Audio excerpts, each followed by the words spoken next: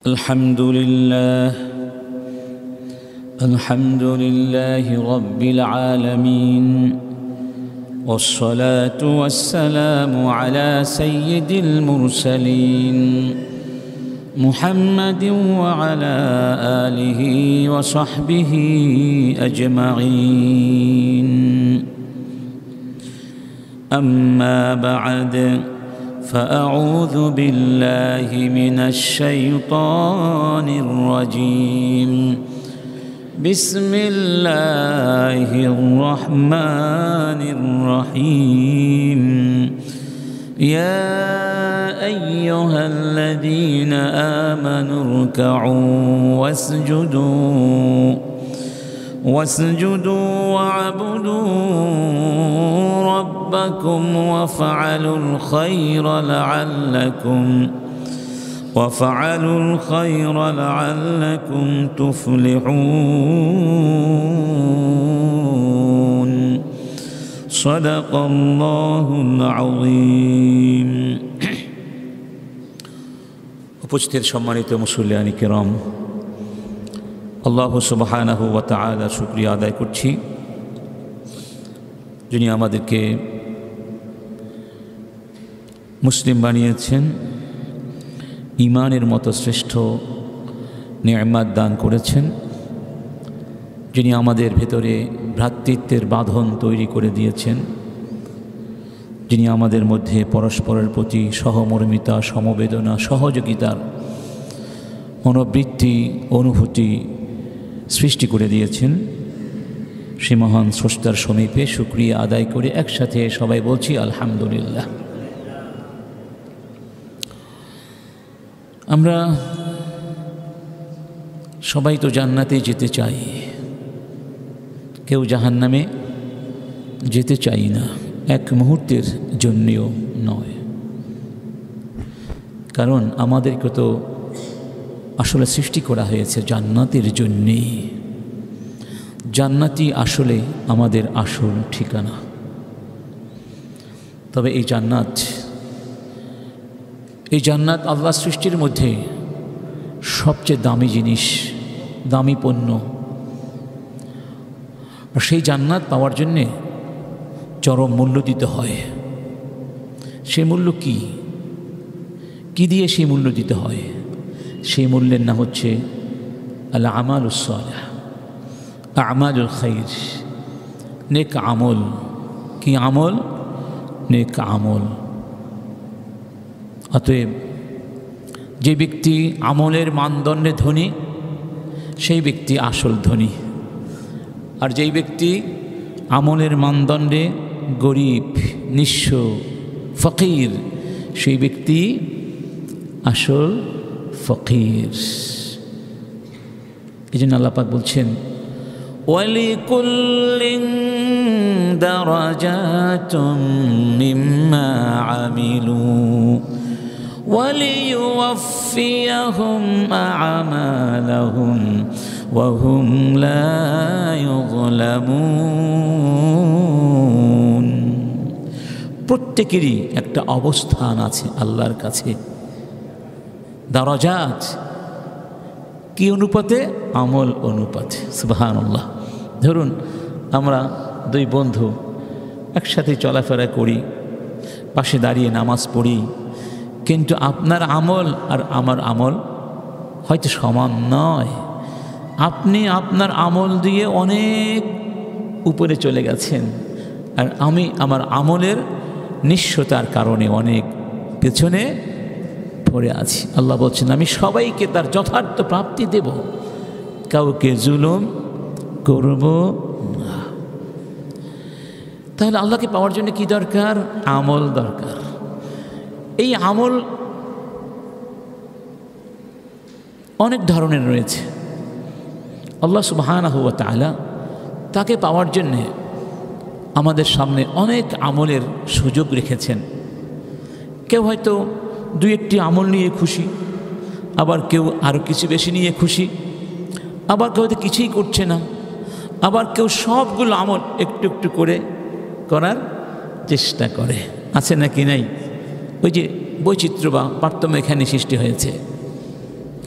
আল্লাহকে পাওয়ার জন্যে তথা আল্লাহর ওই জান্নাত পাওয়ার জন্যে যত আমল আছে, এই আমলগুলোর মধ্যে একটি অন্যতম আমল হচ্ছে আমালুল খাইর, অর্থাৎ মানুষের সেবা করা, জনকল্যাণমূলক কাজ করা, মানুষের প্রয়োজনে, মানুষের কল্যাণে, মানুষের উপকারে, মানুষের পাশে গিয়ে দাঁড়ানো, পরের জন্যে নিবেদিত প্রাণ হওয়া।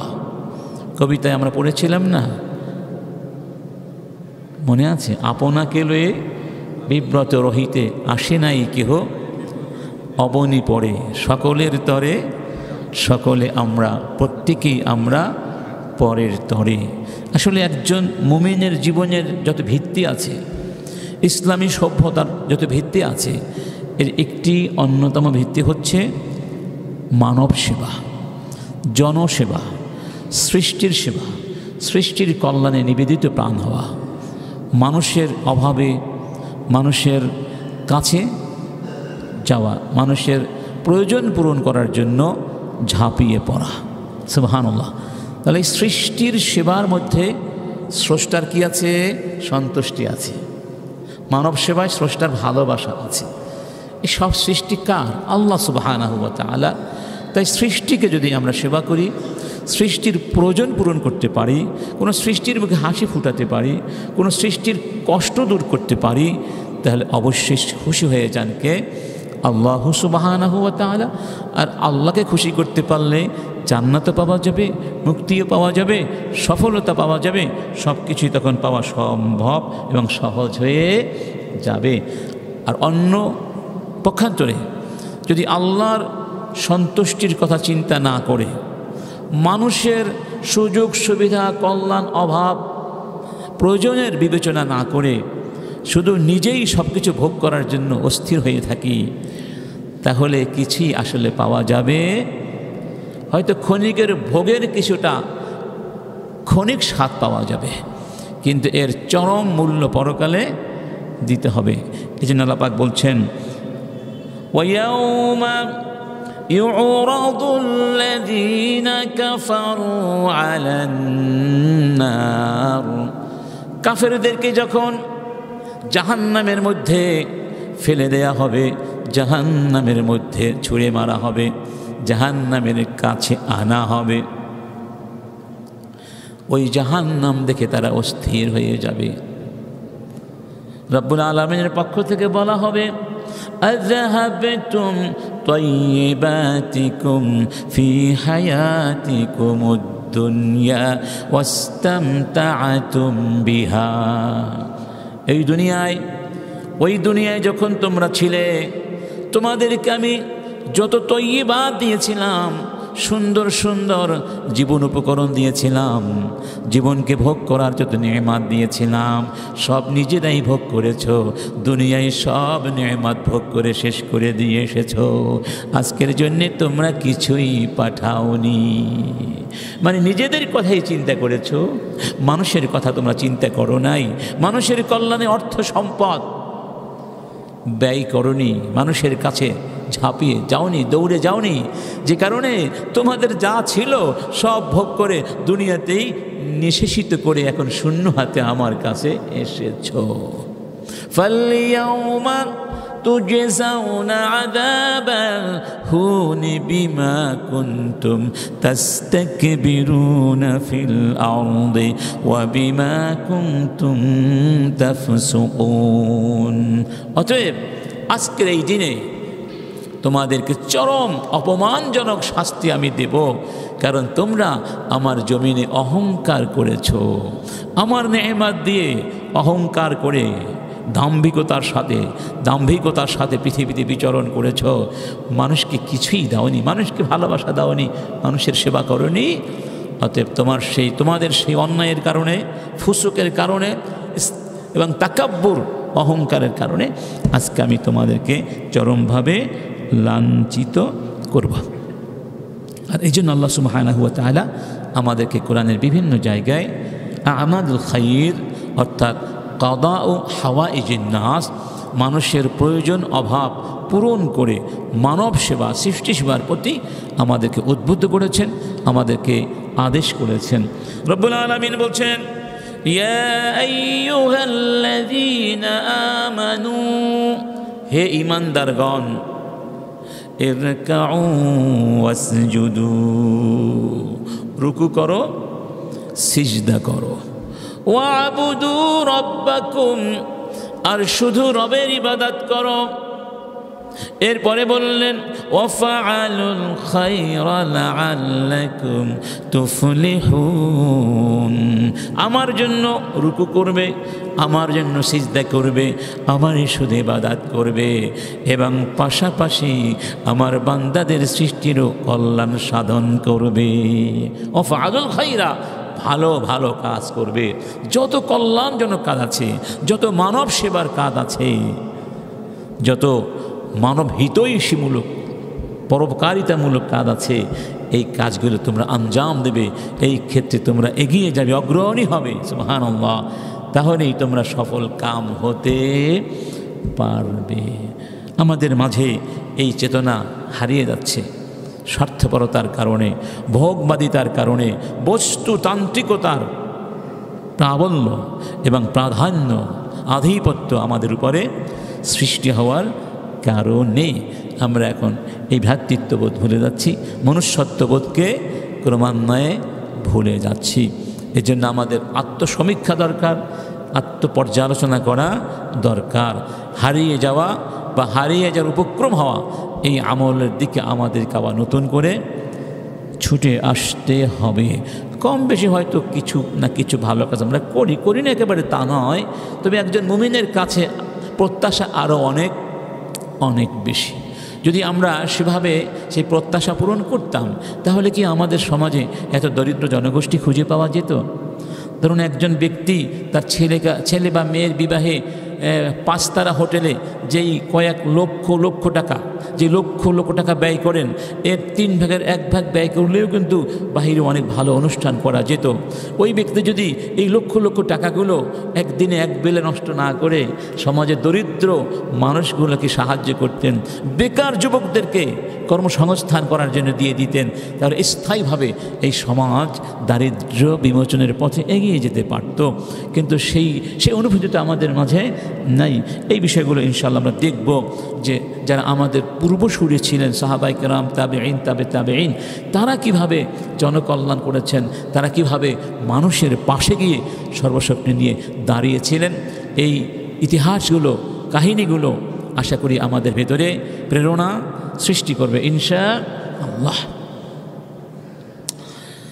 রব্বুল আলামিন অন্যত্র বলছেন, ওয়ামা তুকদ্দিমু লিআনফুসিকুম মিন খায়রিন তাজিদুহু ইনদাল্লাহ,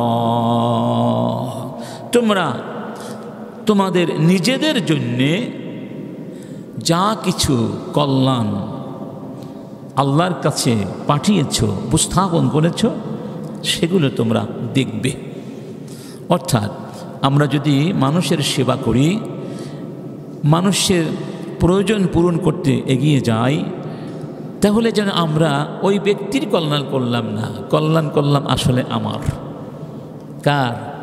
আমারই কল্যাণ করলাম। আল্লাহ বলছেন, ওমা তুকদ্দিমু লিআনফুসিকুম, তোমরা নিজেদের জন্য যা কিছু আমার কাছে পাঠিয়ে দিয়েছো, উপস্থাপন করেছো, মিন খাইরিন, কল্যাণ থেকে, তাজিদুহু ইনদাল্লাহ, আল্লাহর কাছে তা সব পেয়ে যাবে। হুয়া খায়রান ওয়া আ'যামা আজরা, এগুলো খায়র, শ্রেষ্ঠ, এগুলো শ্রেষ্ঠ কাজ, শ্রেষ্ঠ আমল, শ্রেষ্ঠ পাথেয়, শ্রেষ্ঠ সম্পদ এবং শ্রেষ্ঠ প্রতিদান হিসাবে এগুলোই সবার উপরে থাকবে। সুবহানাল্লাহ।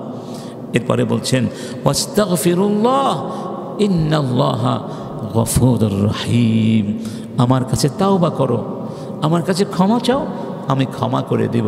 কেন ক্ষমা চাইতে বলা হয়েছে? যে কোনো ভালো কাজ করার আদেশ আসার পরে তাওবা করার কথা বলা হয়, ইস্তেগফার করার কথা কেন বলা হয়? কেন ওই ভালো কাজটি হয়তো সেভাবে আমরা করতে পারিনি যেভাবে করা উচিত ছিল, সেই জন্য অসম্পূর্ণ হয়ে যায়, তাওবা করলে আল্লাহ পাক ক্ষতিপূরণ করে দিবেন। অথবা আমরা আদৌ সেই কাজটি আগে করিনি, তাই আল্লাহর কাছে তাওবা করতে হবে, আল্লাহ এখন থেকে আমরা করব। অতএব এখানেও আমাদেরকে আল্লাহ পাক ইস্তেগফার করতে বলেছেন। আমরাও তো এই ব্রতে, মানব কল্যাণ ব্রতে অনেক পিছিয়ে রয়েছি। ইহুদিরা, খ্রিস্টানরা হাজার হাজার এনজিও খুলে মুসলিম বিশ্বে ছড়িয়ে পড়েছে। আসলে কি তারা আমাদের খিদমত করতে এসেছে, আমাদের সেবা করতে এসেছে? না, তারা সেবার আড়ালে তাদের নিজস্ব কিছু এজেন্ডা বাস্তবায়ন করে চলছে। সেই এজেন্ডাগুলো একটি হচ্ছে খ্রিস্টানায়ন। বিশেষ করে যে সমস্ত এলাকায় অসংখ্য মুসলিম উদ্বাস্তু আছে, শরণার্থী আছে, এই শরণার্থীদের মধ্যে ঢুকে তারা সেবার পেছনে তাদের ছেলে মেয়েগুলোকে খ্রিস্টান বানাবার বিশাল প্রকল্প হাতে নিয়ে কাজ করছে। এমনকি আপনার আমার বাংলাদেশেও পাহাড়ি এলাকায় খ্রিস্টানদের অসংখ্য এনজিও আছে এবং অসংখ্য অসংখ্য মানুষ ইতিমধ্যে খ্রিস্টান ধর্ম গ্রহণও করেছে। তারা পার্থিব স্বার্থ দেখে ওই ধর্মে আকৃষ্ট হয়েছে।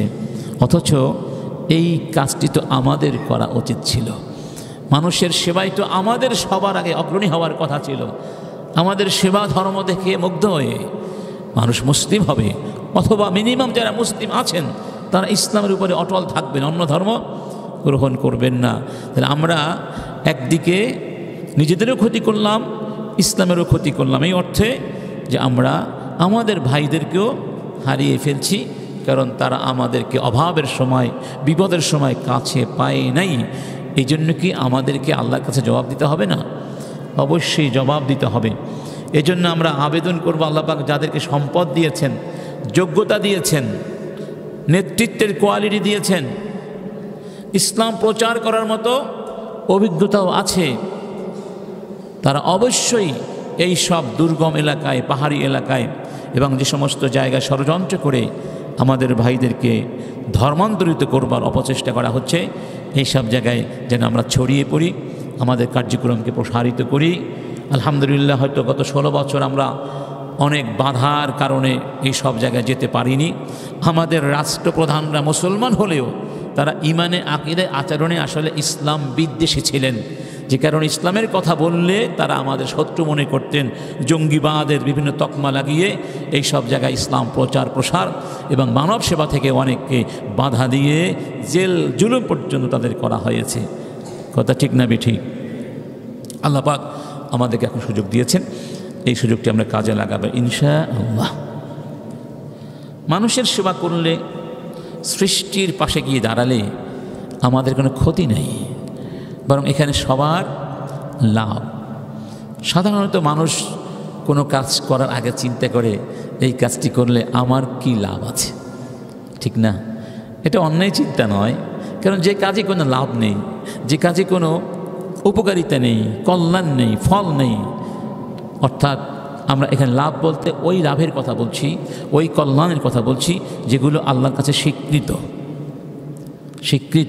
সেগুলোর কথা বলছি। সেই কাজ তো মুমিন করতে পারে না। এই জন্য দেখুন, আসুন দেখব আমরা যে এই সৃষ্টির সেবায় আমরা আল্লাহর পক্ষ থেকে কি কি কল্যাণ এবং ফজিলাত অর্জন করতে পারি, আমাদের জন্য আল্লাহ কি রেখেছেন এই দায়িত্ব পালন করলে। 1 নম্বর, আত-তাইসিরু ওয়াত-তানফিসু মিনাল্লাহ ওয়াল আউনু মিনাল্লাহ। যেই ব্যক্তি আল্লাহর বান্দাদের পাশে গিয়ে দাঁড়াবে, মানুষের সেবা করবে, মানুষের কল্যাণ করবে, আল্লাহ পাক তার জন্যেও তার কাজগুলো সহজ করে দেবেন, সুবহানাল্লাহ, এবং তাকেও বিপদ আপদ থেকে হেফাজত করবেন এবং তার অভাবগুলো আল্লাহ পূরণ করে দেবেন। অভাব তো সবারই আছে, অভাব মানে প্রয়োজন। আমাদের তো প্রয়োজন একেবারে কন্টিনিউয়াস প্রসেস, প্রত্যেকটা মুহূর্তেই আমাদের প্রয়োজন, ঠিক না বেঠিক? কত কিছু প্রয়োজন হয়। তো আল্লাহ যদি প্রয়োজন পূরণ করে দেবার ওয়াদা করে থাকেন, সেই ওয়াদা কি আল্লাহ লঙ্ঘন করবেন? অবশ্যই আল্লাহ পাক তার ওয়াদা পূরণ করবেন। অতএব আমরা যদি আমাদের নিজেদের কল্যাণ চিন্তা করি, তাহলে অন্যদের কল্যাণের জন্য আমাদের কাজ করতে হবে ইনশাআল্লাহ।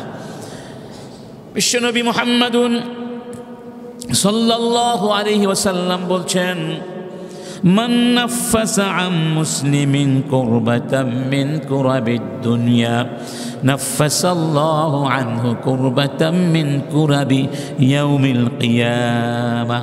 প্রসিদ্ধ হাদিস। যদি কোনো ব্যক্তি কোনো মুসলিমের কোনো সংকট, কোনো বিপদ, কোনো মুসিবত,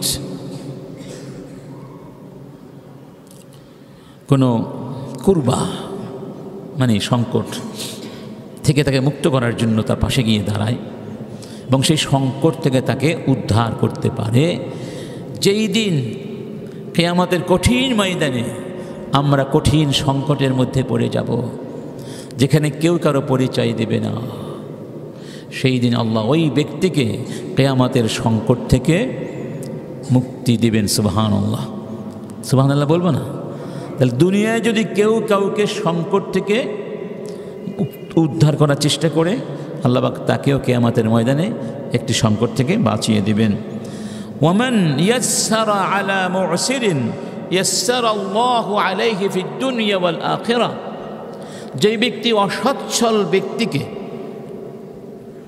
সহজ করে দিবে, ঋণ নিয়েছিল দিতে পারছে না, অসচ্ছল হয়ে গেছে, তাই তাকে একটু সময় বাড়িয়ে দিয়েছে, তাকে সুযোগ করে দিয়েছে, তার উপরে কোমল হয়েছে, সহজ পথ অবলম্বন করেছে, আল্লাহ পাক দুনিয়ায় এবং পরকালে ওই ব্যক্তির জন্যও সব কিছু সহজ করে দিবেন। সুবহানাল্লাহ।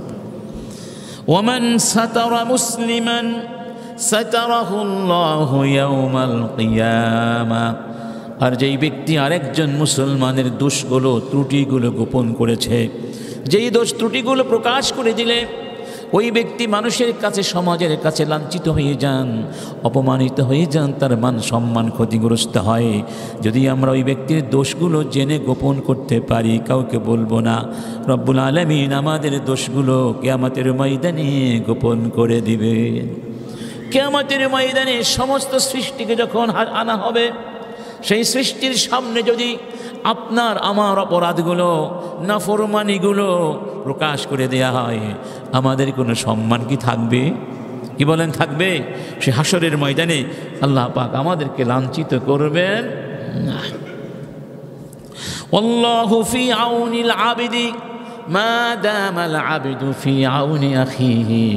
আল্লাহ তার গোলামের সাহায্যে ততক্ষণ থাকেন, আল্লাহ তার গোলামকে ততক্ষণ পর্যন্ত সাহায্য করতে থাকেন যতক্ষণ আল্লাহর গোলাম তার আরেকজন গোলামকে সাহায্য করতে থাকে। আল্লাহর এক গোলাম আল্লাহর আরেকজন গোলামকে সাহায্য করে। এখানে খেয়াল করেন, গোলাম বলা হয়েছে, আব্দ। তাহলে মুসলিম অমুসলিম সবাই কার গোলাম? বিষয়টা ব্যাপক। এই যে সাহায্য, সহযোগিতা এবং মানব কল্যাণ, সৃষ্টির সেবার যে বিষয়টি, এটি শুধু মুসলমানের মধ্যে সীমাবদ্ধ নয়, মুসলিম অমুসলিম নির্বিশেষে সকল মানবতা এর মধ্যে অন্তর্ভুক্ত হয়ে পড়েছে। অন্য হাদিসে বলা হয়েছে, আল মুসলিমু আখুল মুসলিম। একজন মুসলমান আরেকজন মুসলমানের ভাই, লা ইয়াযলিমুহু ওয়া লা ইউসলিমুহু। সে তাকে জুলুম করতে পারে না, সে শত্রুর হাতে তার ভাইকে তুলে দিতে পারে না অন্যায়ভাবে। এরপরে বলছেন, মান কানা ফি হাজাতি আখিহি কানাল্লাহু ফি হাজাতে। কোনো ব্যক্তি যদি তার ভাইয়ের হাজাতের মধ্যে থাকে, ভাইয়ের প্রয়োজন পূরণে ব্যস্ত থাকে, আল্লাহ পাক ওই ব্যক্তির প্রয়োজন পূরণে ব্যস্ত থাকেন। সুবহানাল্লাহ, তিনিও তার প্রয়োজন পূরণ করতেই থাকেন। ওমান ফাররাজা আন মুসলিমিন কুরবা ফাররাজাল্লাহু আনহু কুরবা মিন কুরাবি ইয়াউমিন কুরবাতি ইয়াউমিল কিয়ামাহ। একই অর্থে বলা হয়েছে আগের হাদিসের অন্য রিওয়ায়াত, যে ব্যক্তি আরেকজন মুসলিমকে কোনো বিপদ আপদ থেকে বাঁচাতে চলে আসবে, আল্লাহ পাক তাকে পরকালে সংকট থেকে উদ্ধার করবেন। এবার আসুন আমরা একটা বাস্তব দৃষ্টান্ত দেখি। মানে আমরা হাদিসে বুঝলাম, যদি আমরা অন্য মানুষকে সাহায্য করি তাহলে আমাদেরকে সাহায্য করবেন কে? এই কথার যে সত্য তার একটা প্রমাণ দেখুন। মূসা আলাইহিস সালাম যখন মিশর থেকে চলে গিয়েছিলেন মাদিয়ান, কোথায় গিয়েছিলেন? অনাকাঙ্ক্ষিতভাবে যখন একজন মানুষ তার থাপ্পড় খেয়ে মারা গিয়েছিল, কিপ্তি, তখন তিনি মিশর থেকে পালিয়ে গিয়েছিলেন, মাদিয়ান শহরে গিয়েছিলেন। আচ্ছা, আল্লাহ পাক সেই প্রসঙ্গে বলছেন, ওয়ালাম্মা তাওয়াজ্জাহা তিলকা মাদিয়ান ক্বালা আসা রাব্বি আন ইয়াহদিয়ানি সাওয়াআস সাবিল। তিনি মূসা নবী যখন মাদিয়ানের পানে ছুটলেন তখন বলেছিলেন, আমি আশা করছি আমার রব আমাকে সঠিক পথের দিশা দিবেন, আমি পথ হারা হব না ইনশাআল্লাহ। ওয়ালাম্মা ওয়ারাদা মাআ মাদিয়ানা ওয়াজাদা আলাইহি উম্মাতাম মিনান নাসি ইয়াসকুন। তিনি যখন মাদিয়ানে পৌঁছালেন, একটা পানির কূপের পাশে গিয়ে বসলেন। সেখানে পানির একটা কূপ ছিল, ওই কূপের কাছে গেলেন, দেখলেন কিছু মানুষ তাদের পশুগুলোকে পানি পান করাচ্ছে সেই কূপ থেকে। ওয়াওয়াজাদা মিন দুনিহিম ইমরাআতাইনি তাযুদান। আর দেখলেন তাদের পেছনে দুইজন মহিলা বা দুটো মেয়ে দাঁড়িয়ে রয়েছে, তারা তাদের ছাগলগুলোকে পশুগুলোকে আগলে রাখছে। قال ما خطبكما, কাছে গিয়ে বললেন তোমাদের বিষয়টা কি? قالتا لا نسقي حتى يصدر الرعاء وأبونا شيخ كبير। ওই মেয়ে দুটো বলল যে আমাদের বাবা খুব বৃদ্ধ মানুষ, তাই তিনি আসতে পারেন নাই, আমরা ছাগলগুলোকে পানি পান করাতে এসেছি। কিন্তু যতক্ষণ পর্যন্ত এই রাখালেরা পানি পান করিয়ে চলে না যান ততক্ষণ আমরা পানি পান করাই না। অর্থাৎ তারা অত্যন্ত বিনয়ী ছিলেন এবং পর্দার সাথে, অত্যন্ত ব্যক্তিত্বের সাথে, লাজুকতার সাথে সেখানে তারা অপেক্ষা করছিলেন। লোকগুলো পানি পান করিয়ে চলে গেল। ফাসাকালাহুমা, মূসা নবী তাদের পশুদেরকে পানি পান করিয়ে দিলেন। সুম্মা তাওয়াল্লা ইলা যিল্লি ফাকালা রাব্বি ইন্নী লিমা আনজালতা ইলাইয়া মিন খাইরিন ফাকির। পানি পান করিয়ে দিয়ে আর কোনো কথা না বলে ছায়ায় চলে আসলেন আর আল্লাহকে বললেন, আল্লাহ আমি তোমার সাহায্যের মুখাপেক্ষী, আমি তোমার রহমতের কাঙ্গাল। সুবহানাল্লাহ। মূসা নবী যে এই দুটো মেয়েকে পানি পান করিয়ে দিলেন তাদের পশুগুলোকে, তিনি কি কোনো বিনিময় খুঁজেছিলেন? বলুন। তিনি এমন একটা দেশে গিয়েছেন যেখানে তার বাড়ি নেই, ঘর নেই, আত্মীয় নেই, অবলম্বন নেই, থাকার কোনো আশ্রয় নেই, এমনকি খাবার পর্যন্ত নেই। পিপাসার্ত, ক্ষুধার্ত, ক্লান্ত, শ্রান্ত, আশ্রয়হীন একজন মানুষ। তিনি দেখলেন এই মেয়ে দুটাকে সাহায্য করা দরকার, তিনি গিয়ে সাহায্য করে আবার ফিরে আসলেন। ওই যে বললাম আল্লাহ পাক সাহায্য করবেন তার প্রমাণ দেখুন। এই মেয়ে দুটো বাড়িতে চলে গেলেন, গিয়ে বাবাকে সব খুলে বললেন। তাদের বাবা কে ছিলেন? নবী ছিলেন, শুআইব আলাইহিস সালাম। তখন বাবা ওই দুজনের একজনকে পাঠিয়ে দিলেন। ফাজাআতুহু ইহদাহুমা তামশি আলা ইসতিহয়াইন ক্বালাত ইন্না আবি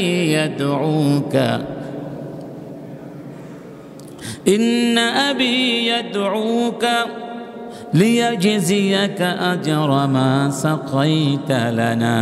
ঠিক আছে, বললেন, একজন এসে বললেন অত্যন্ত লজ্জাশীলতার সাথে, ভদ্রতার সাথে, যে আমাদের বাবা আপনাকে যেতে বলেছেন, আপনি যে আমাদের ছাগলগুলোকে পানি পান করিয়ে দিয়ে সাহায্য করেছেন, এজন্য আমার বাবা আপনাকে প্রতিদান দিতে চান, বিনিময় দিতে চান। মূসা আলাইহিস সালামের সুযোগ এসে গেল, কারণ ওখানে তার কেউ নেই, বাড়ি নেই, ঘর নেই, ঠিক না? এটা আশ্রয় তো পাওয়া যাবে। ফালাম্মা জাআহু وقص عليه القصص قال لا تخف نجوت من القوم الظالمين। যখন তিনি এসে সব কাহিনী খুলে বললেন, মিশরের কাহিনী, তখন শুআইব আলাইহিস সালাম বললেন, আর কোনো আপনার ভয় নেই, আপনি জালেমদের হাত থেকে মুক্তি পেয়েছেন, এখানে আপনি এখন নিরাপদে থাকতে পারবেন। সুবহানাল্লাহ। এখানেই শেষ নয়। قالت إحداهما ইয়া আবাতিস্তাজিরহু ইন্না খায়রা মান ইস্তাজারতাল কাবিয়ুল আমিন। দুই মেয়ের একটি মেয়ে বলল, বাবা এই লোকটিকে তুমি তোমার চাকর হিসাবে নিয়োগ দিয়ে দাও, কারণ তুমি বুড়া হয়ে গেছে, তোমার একজন সহযোগী দরকার। আর চাকর হিসাবে বা সাহায্যকারী হিসাবে যাদেরকে দায়িত্ব দেওয়া যায় তাদের মধ্যে শ্রেষ্ঠ হলো কারা? যাদের মধ্যে দুটো গুণ আছে, সত্য বা আমানতদারিতা এবং যোগ্যতা, শক্তি, কৌয়া শক্তি এবং কি আমানতদারিতা, এই দুটোই এই লোকটির মধ্যে আছে। কারণ সে একা যেভাবে ওই কূপের ঢাকনা সরিয়ে দিল তাতে মনে হয়েছে তিনি অনেক শক্তিশালী। আর তারপরে আমার সাথে আসলো বা আমাদেরকে সেখানে দেখলো, আমরা লক্ষ্য করেছি এই লোকটি খুব বিনয়ী এবং সে দৃষ্টিকে হেফাজত করে, বুঝতে পেরেছি। অতএব এই লোকটিকে তুমি যদি চাকরি দাও তোমার লাভ হবে।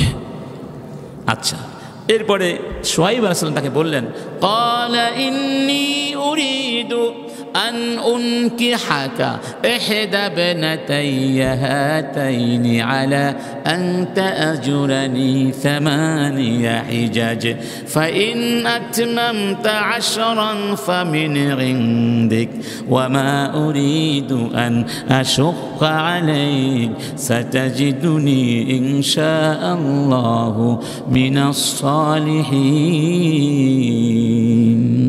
নবী তাকে বললেন, আমি তোমাকে প্রস্তাব দিচ্ছি এই দুটো মেয়ের মধ্য থেকে একটি মেয়েকে আমি তোমার কাছে বিয়ে দিতে চাই। সুবহানাল্লাহ। এই শর্তে তুমি 8 বছর আমার সঙ্গে থাকবে, আমার খিদমত করবে, আমার কাজগুলো করবে। যদি 10 বছর পূরণ করে দাও সেটা তোমার ব্যাপার, মানে এটা করলে আরও ভালো, তবে আমি অতিরিক্ত বোঝা তোমাকে চাপিয়ে দেব না। তুমি দেখবে আমি তোমার সাথে ভালো আচরণ করব, আমাকে তুমি সালেহিনদের মধ্যেই পাবে ইনশাআল্লাহ। তাহলে মূসা আলাইহিস সালাম একটু পানি পান করে দিয়েছিলেন, বিনিময়ে আল্লাহ তাকে এত সম্মানিত করে দিলেন, সেখানে থাকার ব্যবস্থা হলো এবং বিয়েরও ব্যবস্থা হয়ে গেল। সুবহানাল্লাহ। তখন এই জন্য দেখুন যে আল্লাহ পাক তার জন্য কত সুন্দর একটা ব্যবস্থা করে দিয়েছিলেন। কিসের বিনিময়ে? তিনি মানুষকে সেবা করেছিলেন। কার জন্য? আল্লাহর জন্য। অতএব যখন আমরা কারো কাছে যাব, কারো অভাব পূরণের চেষ্টা করব, ভয় করব না যে আমি মনে হয় গরিব হয়ে যাব, আমি তাকে কিছু দিয়ে দিলে আমার অনেক ক্ষতি হয়ে যাবে। না, আল্লাহ পাক আপনার ক্ষতি করবেন না, বরং আল্লাহ পাক আপনাকে আরও বেশি বেশি বাড়িয়ে দেবেন। এই জন্য সাহাবায়ে কেরাম এই আমলটি সবসময় করতেন। এক সাহাবীর নাম ছিল আবু কাতাদা। এক ব্যক্তিকে তিনি ঋণ দিয়েছিলেন। তো ওই ঋণ চাওয়ার জন্যে, তাগাদা দেওয়ার জন্যে তার বাড়িতে গিয়ে তাকে ডাকলেন, হে অমুক, বাসায় আছো? ওই লোকটি বাসায় ছিল কিন্তু কথা বলে নাই, সে আত্মগোপন করেছিল। পরে যখন কাতাদা তাকে পেলেন, বললেন, ভাই তুমি আমার থেকে আত্মগোপন করে থাকো কেন, কি সমস্যা তোমার? তখন ঋণ গ্রহীতা বললেন যে ইন্নী মু'সির, আসলে তোমার ঋণ শোধ করবার মতো আমার সচ্ছলতা নাই, তাই আমি লজ্জায় তোমাকে মুখ দেখাতে পারছি না, পালিয়ে পালিয়ে থাকি। এই কথাটি শুনে কাতাদা খুব প্রভাবিত হলেন এবং বললেন, আল্লাহ আল্লাহ, সত্যি কি তুমি অসচ্ছল? মানে আল্লাহর কসম, সত্যি কি তুমি অসচ্ছল? লোকটি বলল, হ্যাঁ। তখন কাতাদা বললেন, বা আবু কাতাদা, فإني سمعت رسول الله صلى الله عليه وسلم يقول, আমি তো রাসূলকে বলতে শুনেছি, মান সাররাহু আইয়ুনজিয়াহু আল্লাহু মিন কুরাবি ইয়াউমিল কিয়ামাহ ফালিউনাফিস আম মু'সিরিন আও ইয়াদা আনহু। যে রাসূল বলেছেন, কিয়ামতের কঠিন দিনে আল্লাহর আযাব থেকে, কিয়ামতের সংকট থেকে যদি কেউ মুক্তি পেতে চাও, যদি কেউ চায় আল্লাহ তাকে মুক্তি দিয়ে দিন, তাহলে সে যেন অসচ্ছল ঋণ গ্রহীতাকে সুযোগ দেয় অথবা তাকে মাফ করে দেয়। যাও তোমাকে মাফ করে দিলাম। সুবহানাল্লাহ। দেখেছেন, এই ছিল সাহাবীদের আমল। এই জন্য যে কোনো কথার মাঝে, কাজের মাঝে মানুষের কল্যাণ আছে, পরার্থপরতা আছে। যে কাজের মাধ্যমে কারো ক্ষুধা নিবারিত হতে পারে, কারো ঋণ পরিশোধ করবার সুযোগ সৃষ্টি হতে পারে, কিংবা অন্য যে কোনো উপকার হতে পারে, সেই কাজটি আল্লাহর কাছে প্রিয় এবং সবচেয়ে প্রিয়। সেই কাজটি যে ব্যক্তি করবেন সেই ব্যক্তিও সবার চেয়ে আল্লাহর কাছে প্রিয়। হাদিসটি দেখুন, ইবনে উমর বলছেন রাদিয়াল্লাহু আনহু, ইন্না রাজুলান জাআ ইলান নবী সাল্লাল্লাহু আলাইহি ওয়াসাল্লাম, এক ব্যক্তি রাসূলের কাছে আসলেন, ফাকালা, এবং বললেন, ইয়া রাসূলুল্লাহ, হে আল্লাহর রাসূল, আইয়ুন নাসি আহাব্বু ইলাল্লাহ ওয়া আইয়ুল আমালি আহাব্বু ইলাল্লাহ, সমস্ত মানুষের মধ্যে আল্লাহর কাছে সবচেয়ে প্রিয় কে, এবং সমস্ত আমলের মধ্যে আল্লাহর কাছে সবচেয়ে প্রিয় আমল কোনটি? তখন রাসূল কারীম বললেন, সুরুরুন তুদখিলুহু আলা মুসলিম, সবচেয়ে প্রিয় আমল হচ্ছে কোনো মুসলমানের মুখে হাসি ফুটানো। সুবহানাল্লাহ।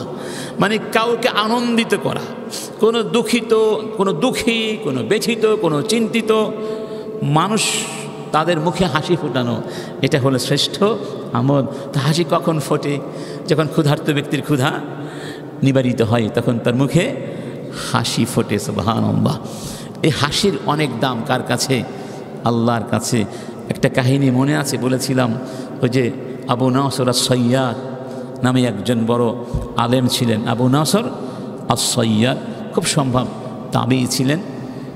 তো তিনি ঘরে গেলেন, স্ত্রী বললেন, ঘরে খাবার নেই, খাবার লাগবে। ঘরে খাবার নেই, পকেটেও টাকা নেই। যখন ঘরে খাবার থাকে না আর পকেটে টাকা থাকে না, তখন যে কি কষ্ট, এটা পুরুষ মানুষ তো বোঝে, ঠিক না বেঠিক? তিনি রাস্তায় বের হলেন, ঘুরছেন, এলোপাথারি ইতস্ততে ঘুরে বেড়াচ্ছেন, কি করা যায়? হঠাৎ সাক্ষাৎ তার এক শিক্ষকের সাথে। কি করছো আবু নাসর? বললেন, উস্তাদ, এই অবস্থা, কি করব বুঝতে পারছি না। বললেন, আবার সাথে এসো। নিয়ে গেলেন তাকে, এবং তার হাতে একটা জাল, মাছ ধরার জাল ধরিয়ে দিলেন। বললেন, চলো সাগরের পাড়ে, চলো মাছ ধরো। সুবহানাল্লাহ। জাল দিয়ে জাল মারলেন, বড় একটা মাছ আসলো। বললেন, যাও এই মাছটি বিক্রয় করে খাবার কিনে নিয়ে যাও। তিনি মাছটা বিক্রয় করে কিছু খাবার কিনলেন। সুবহানাল্লাহ। ভাবলেন ওস্তাদ কিছু দিয়ে দেই। ওস্তাদ নিলেন না, না তুমিই নিয়ে যাও।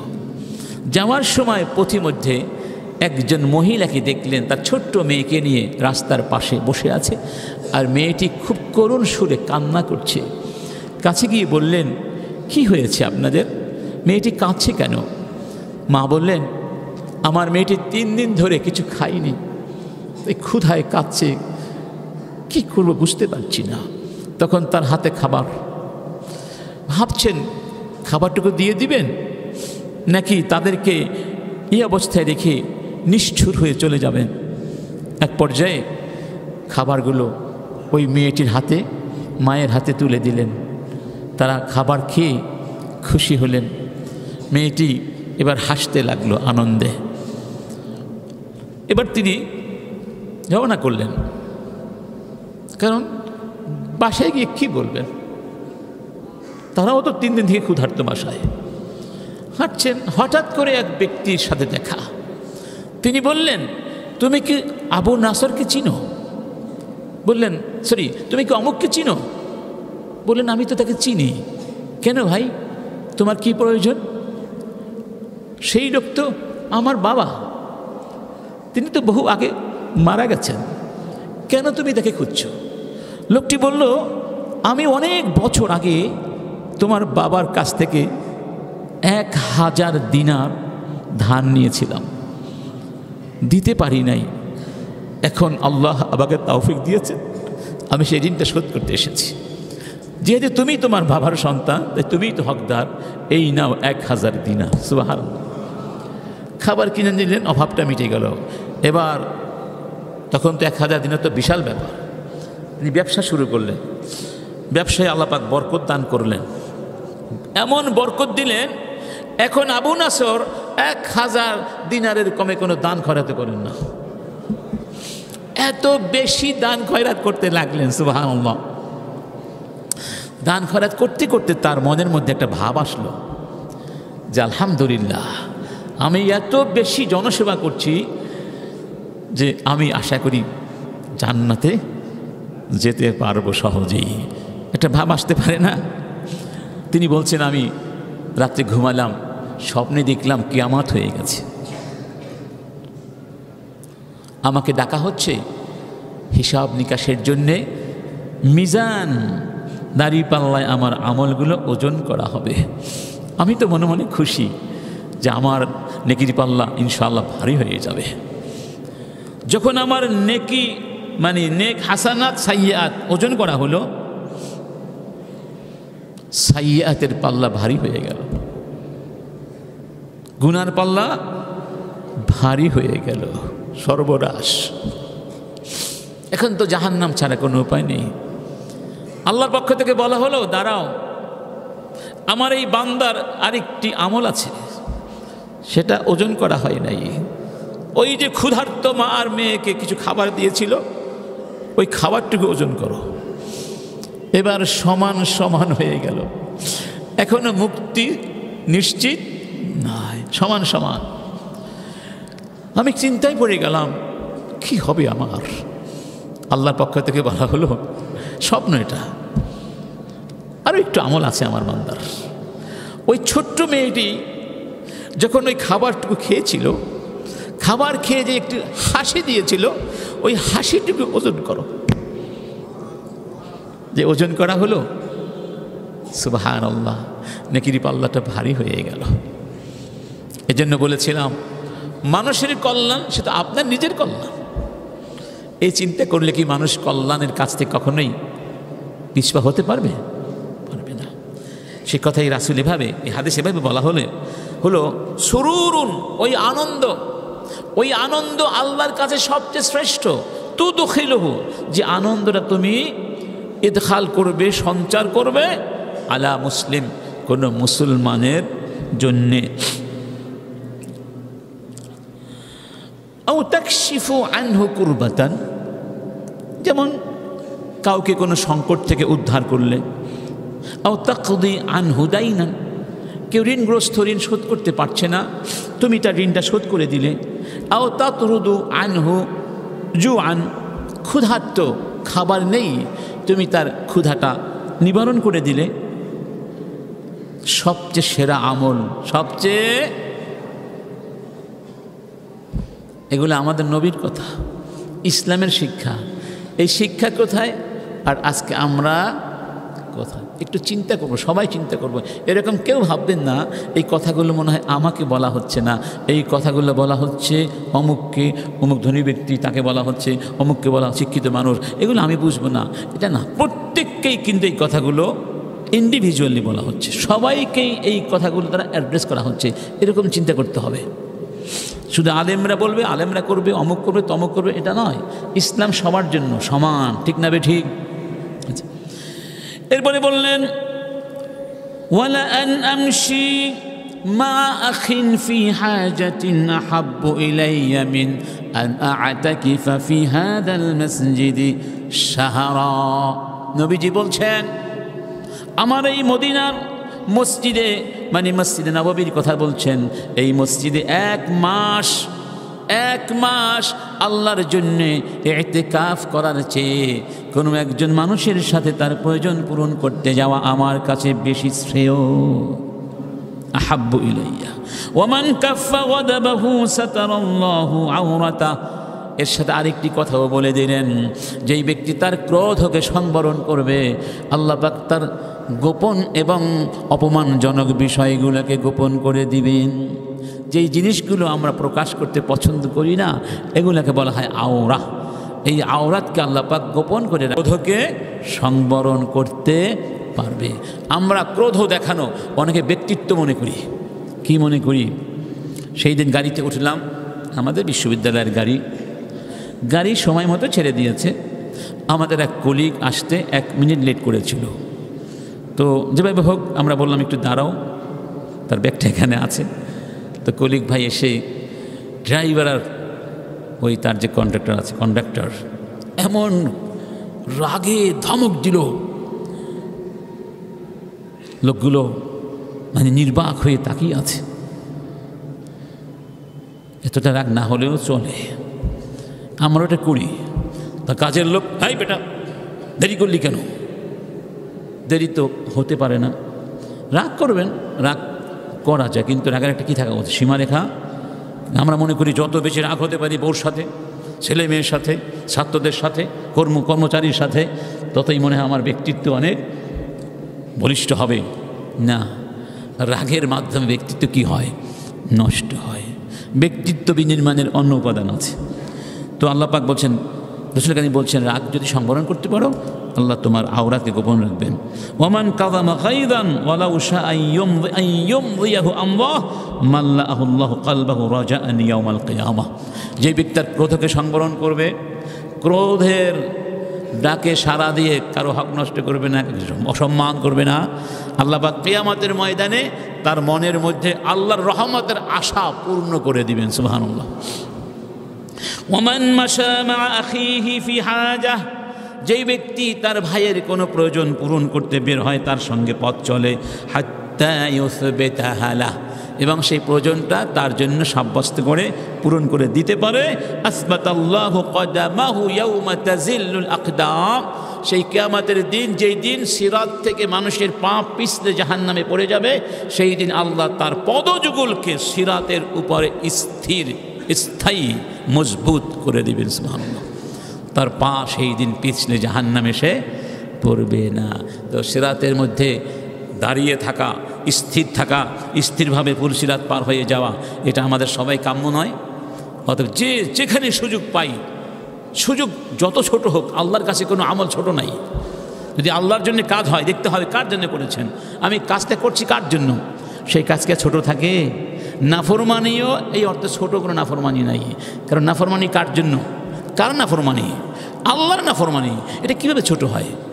আল্লাহর নাফরমানি ছোট হয় কিভাবে? অতএব যারা এভাবে চিন্তা করে, তারা কোনো নাফরমানিকে ছোট করে দেখে না, কোনো নেয়ামতকে ছোট করে দেখে না। কারণ নেয়ামত কে দিয়েছেন? আল্লাহ দিয়েছেন। কোনো আমলকে তুচ্ছ জ্ঞান করে না, কারণ আমলটি করা হচ্ছে কার জন্যে? আল্লাহর জন্যে। অন্য হাদিসে বলা হয়েছে, মান মাশা ফি হাজাতি আখিহি, যেই ব্যক্তি তার ভাইয়ের প্রয়োজন পূরণ করার জন্য বের হয়, কানা খায়রান লাহু মিন ইতিকাফি 10 সিনিন, 10 বছর একটানা, 10 বছর যদি কেউ আল্লাহর জন্য মসজিদে এতেকাফ করে, এই 10 বছরে এতেকাফ করলে সওয়াব হবে এক ভাইয়ের সাথে তার প্রয়োজন পূরণ করতে বের হলে তার চেয়ে বেশি সওয়াব হবে। সুবহানাল্লাহ। একটা হাদিস আপনাদেরকে শোনাচ্ছি, এই হাদিসটি বলে আসে শেষ করবো ইনশাআল্লাহ। হাদিসটি হচ্ছে ইবনে আব্বাস রাদিয়াল্লাহু আনহু আন্নাহু কানা মুতাকিফান ফি মসজিদ রাসূলিল্লাহ সাল্লাল্লাহু আলাইহি ওয়াসাল্লাম, তিনি রাসূলের মসজিদে ইতিকাফ করেছিলেন। ফাআতাহু রাজুলুন ফাসাল্লামা আলাইহি, এক ব্যক্তি এসে তাকে সালাম দিলেন। সুম্মা জালাস, এবং তার পাশে বসলেন। ফাকালা লাহু ইবনু আব্বাস, ওই ব্যক্তিকে ইবনু আব্বাস বললেন, ইয়া ফুলান আরাকা কাইবান হাজিনা, কি হয়েছে ভাই তোমার?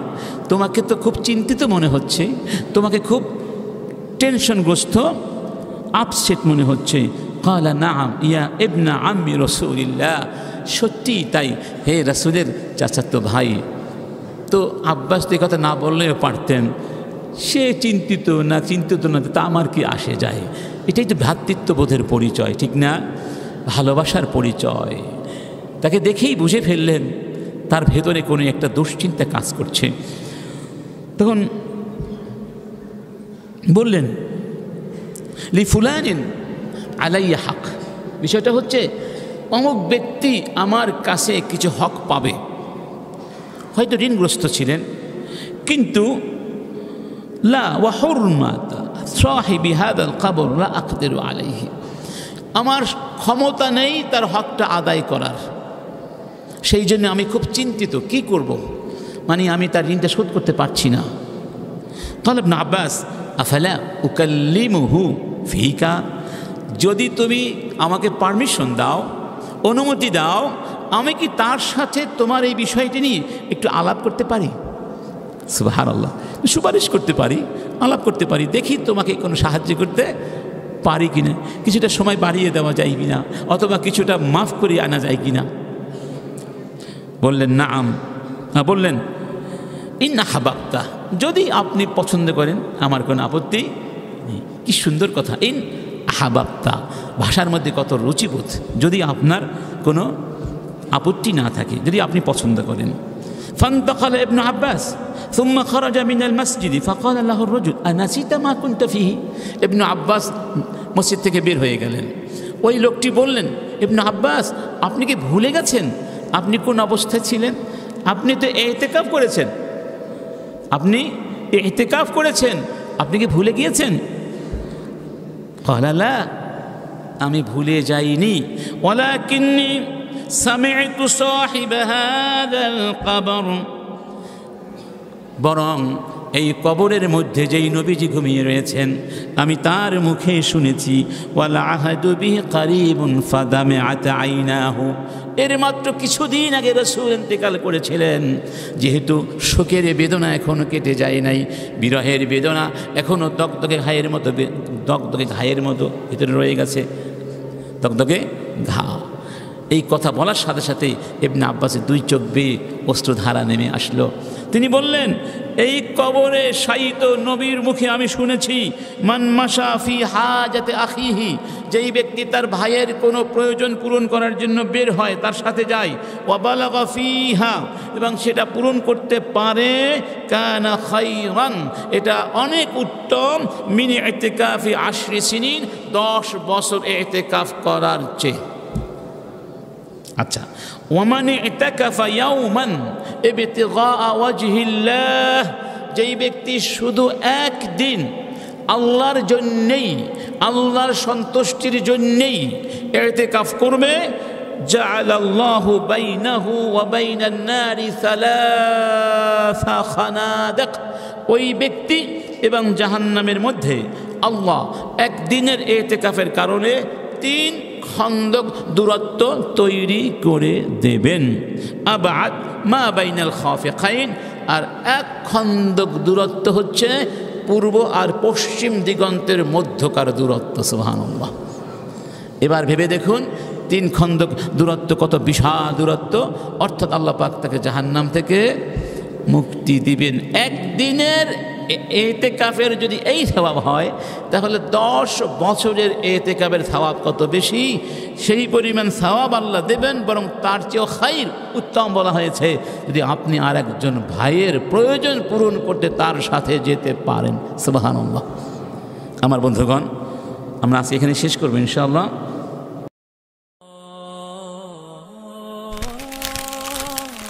আইসিল মিডিয়া, সত্য ও দিন প্রচারের লক্ষ্যে।